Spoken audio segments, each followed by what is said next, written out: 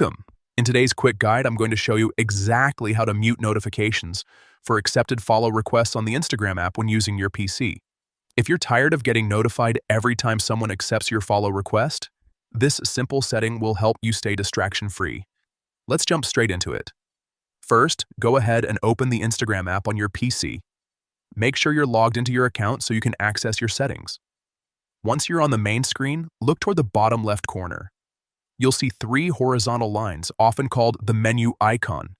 Click on those three lines to open up more options. From the menu that appears, click on Settings. This is where Instagram keeps all the controls for your account, including privacy and notifications. Inside Settings, find and click on Notifications. This section allows you to customize what alerts you receive and which ones you don't. Next, click on Push Notifications. Here, you'll see a list of different notification types that Instagram can send to you.